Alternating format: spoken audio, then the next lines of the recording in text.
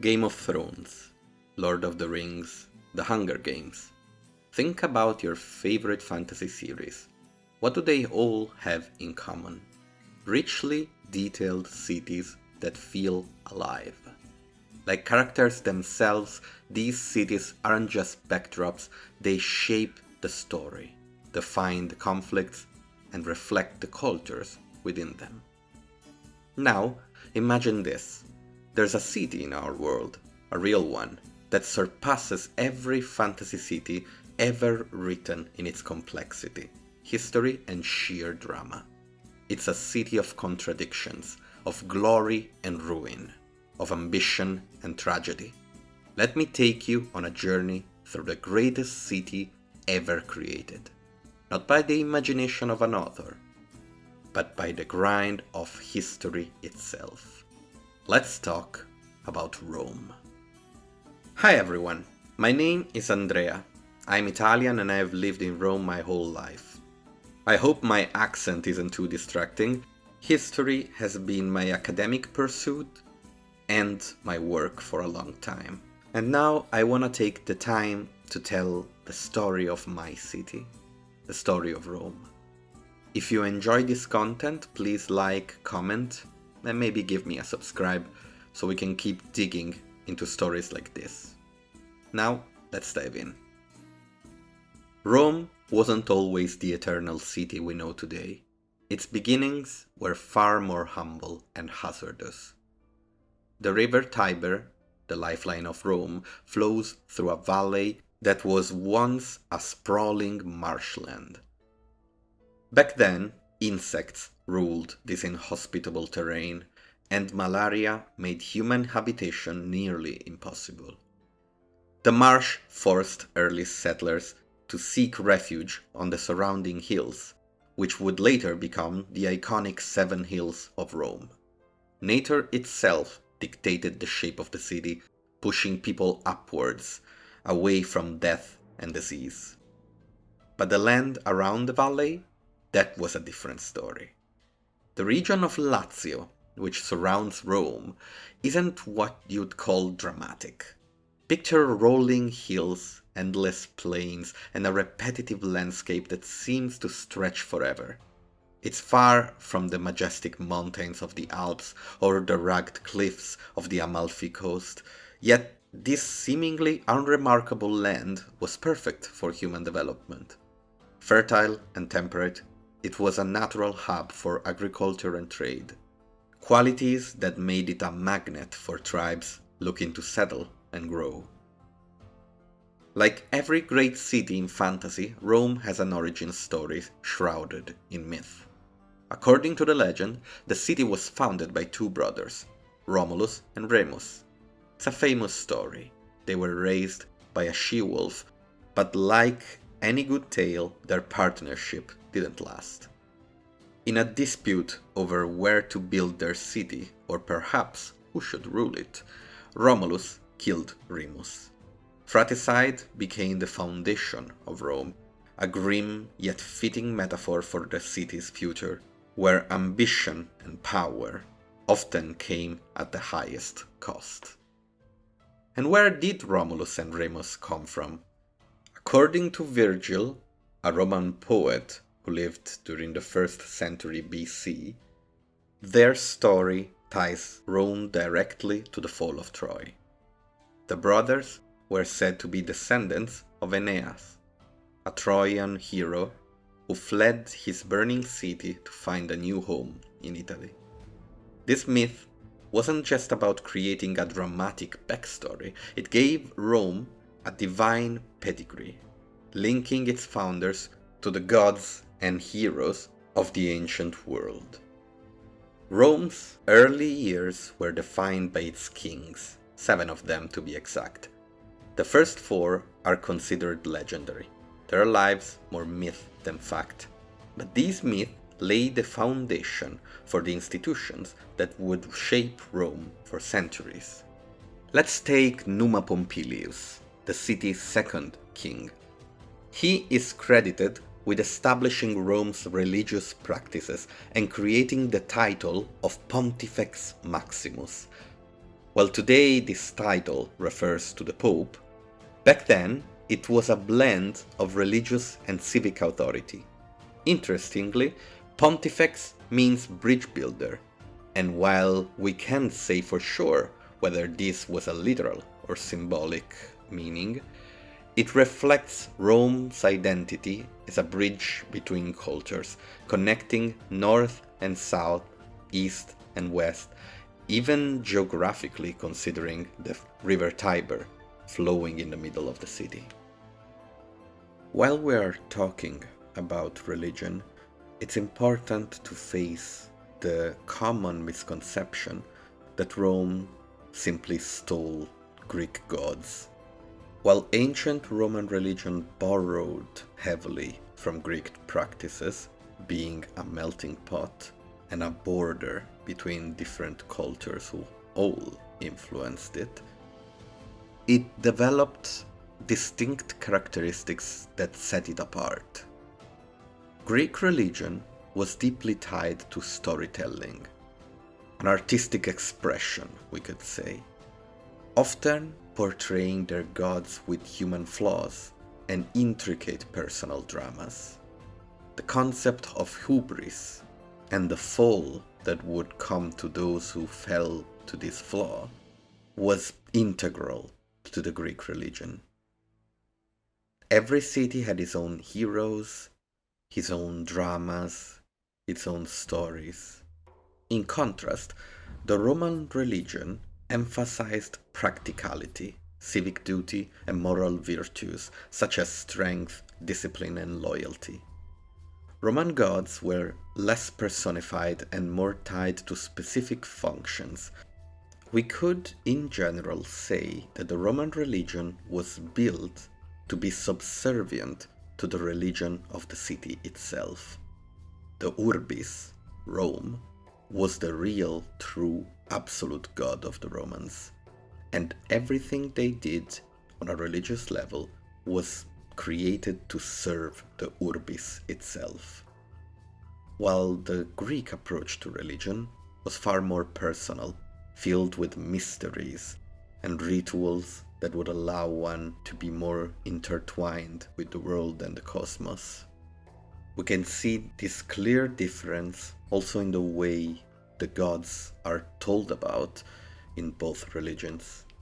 The Romans didn't like to tell the stories of the gods. They told stories about how the gods influenced men and helped them achieve greatness. In the Roman world, the gods are qualified through their action in controlling people instead of acting themselves in their own legends and myth. By the time the last of the legendary kings, Ancus Marcius, reigned, Rome was a melting pot. It absorbed influences from the Latins in the valley, the Sabines from the central mountains, and the Etruscans to the north. Each group contributed its customs, creating a diverse yet unified city-state. The last 3 kings of Rome were Etruscans, and with them we enter the realm of recorded history. The Etruscans were a fascinating people obsessed with death and the afterlife. Much of what we know about them comes from their elaborate tombs and necropolises. They can be found everywhere in Italy, but maybe the fact that we find these archaeological locations colors the way we look at them. If you only find death, you are only gonna think a people thinks about death, nothing else. In life, they were a people of skilled architects, engineers, warriors, and their influence on Rome was profound. The final Etruscan king, Tarquinius Superbus, Tarquin the Proud, was a man whose arrogance would lead to his downfall. Under his rule, Rome grew in strength, attacking its neighbors and consolidating power in central Italy. But his tyranny alienated the Roman people and set the stage for a dramatic revolution, a scar that Rome would bear forever with their hatred for kings. Enter stage Lucius Junius Brutus, one of the most cunning figures in Roman history. Brutus was the nephew of Tarquin and understood the dangers of his uncle's rule. To protect himself, he played the fool, hiding his intelligence until the right moment to strike. Anyone capable of opposing Tarquin, after all, was a threat and was dealt with mercilessly. According to legend, Brutus received a cryptic prophecy.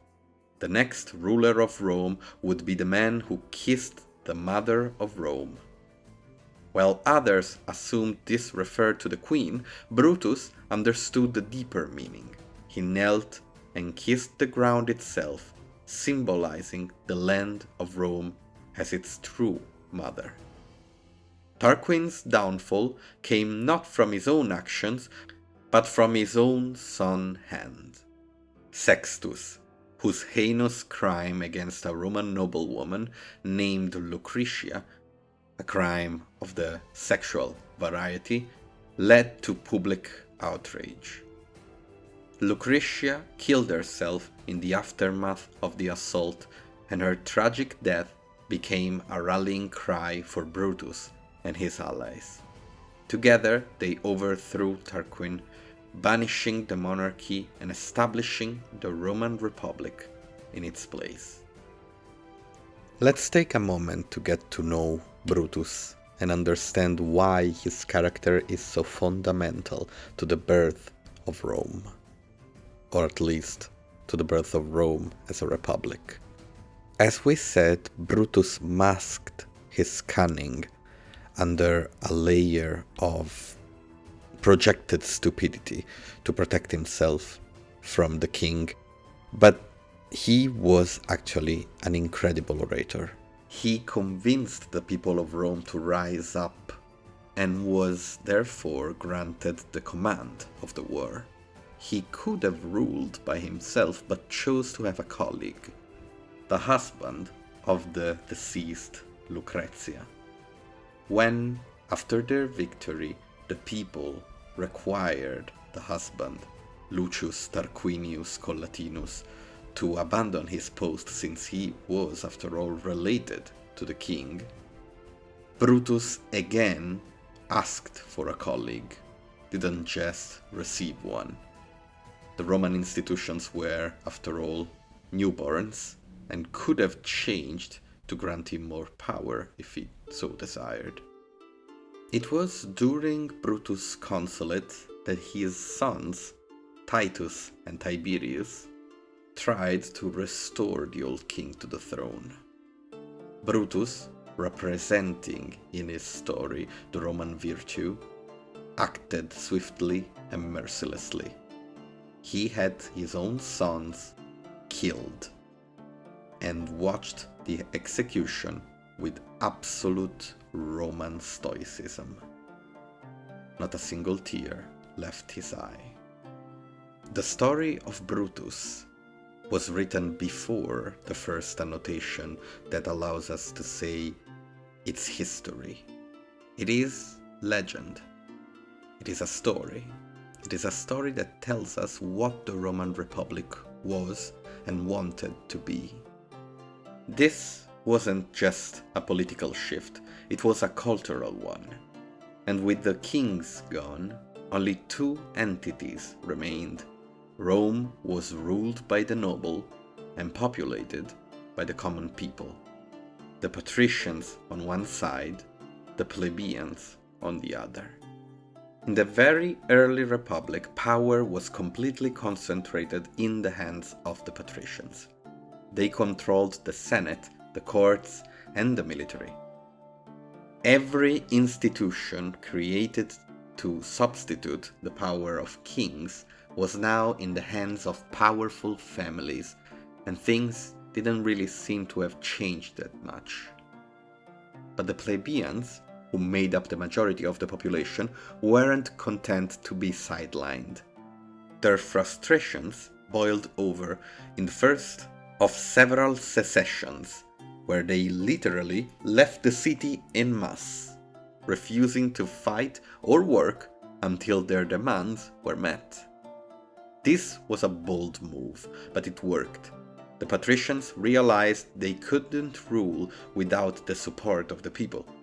Over time, compromises were made, including the creation of one of the most important and controversial political roles in Rome, the Tribune of the Plebs, an office with the power to veto laws and protect the rights of the ordinary citizen.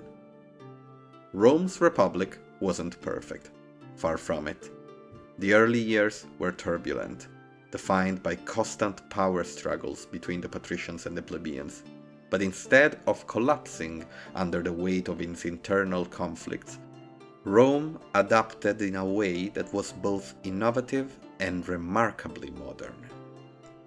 Let's go into some details about these secessions. The first one happened in 494 BC, during a war against the Volsci tribe. Without the plebeians, Rome couldn't field an army, leaving the city and the patricians completely helpless and forced to come to terms with the people. The plebeians therefore used a foreign affair crisis to force legislation inside of the state. But as we said, this wasn't a one-time thing. It happened again in 449 BC, when the plebeians withdrew on the Aventine Hill, threatening to start their own city separate from Rome. Facing the possible end of their own city, the patricians again chose compromise. The result of all of this and of the creation of the Tribune of the Plebs was a system of balances. The tribes elected public officials, meaning that the great and powerful had to run campaigns, political campaigns, give to the people in order to get their votes. With the passage of time, Rome grew, and so did the responsibilities of its citizens. One of the most fascinating roles in the Republic was that of the aedile. These magistrates were responsible for maintaining the city's infrastructure, everything from roads and buildings to public games and festivals.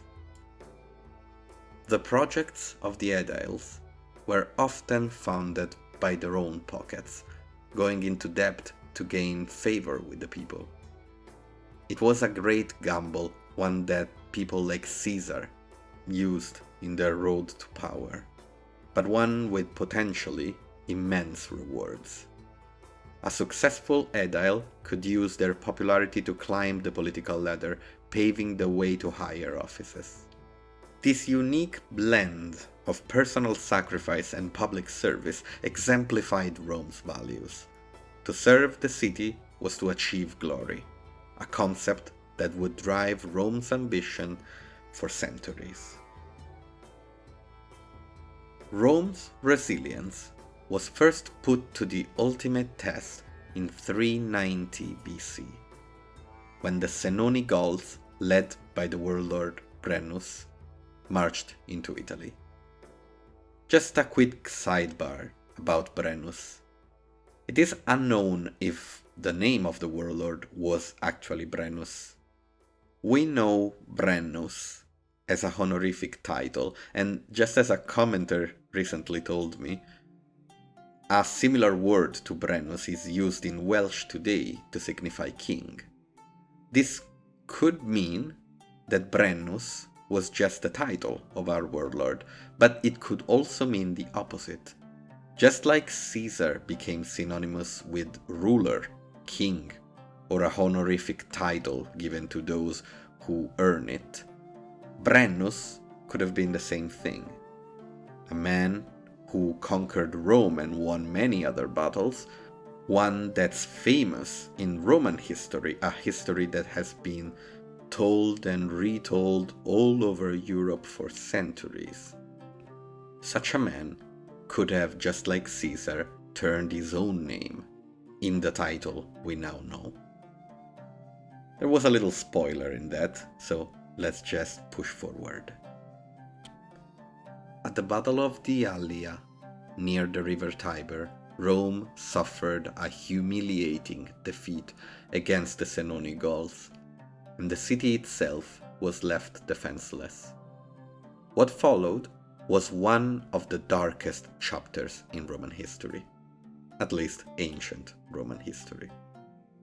The Gauls sacked Rome, breaching its walls and demanding a massive ransom in gold. According to legend, Brennus tipped the scales in his favor by adding his sword to the balance, declaring Vae Victis, woe to the vanquished, something Rome would remember forever. The story goes that Rome didn't just pay and move on. The legend tells of Marcus Furius Camillus, a general who rallied the remnants of the defeated Roman army and returned to drive the Gauls out. Whether this victory was real or a product of Roman imagination, it became a defining story. Rome wasn't just a city that could fall, it was a city that could rise again, stronger and stronger. It is very difficult for historians to tell truth from fiction in these situations. We don't really have any testimony from the Gauls, after all. But the story the Romans told themselves, even if they were probably false, and they probably just paid the ransom and were simply defeated, that story sets Rome as a city that sees itself as capable of learning from defeats, of coming back, something that they would do time and time again in the stories we're going to tell. This mindset fueled Rome's transformation from a vulnerable city-state into a formidable power. Over the next few centuries, it would expand its territory, build a professional army, and establish itself as a dominant force in the Mediterranean Sea. Rome is more than a city, it's a character, one that has endured for millennia, from its humble beginnings in a marshy valley to its rise as the capital of an empire, and into its darker, less fleshy times, the times when Rome fell into obscurity, then became the capital of the Church. In the next episode, we will go into more details about what Rome was during the Republic and how the seeds of the fall of the Republic itself were planted. Hope to see you guys again soon for more inspiration for your future D&D campaigns. Arrivederci!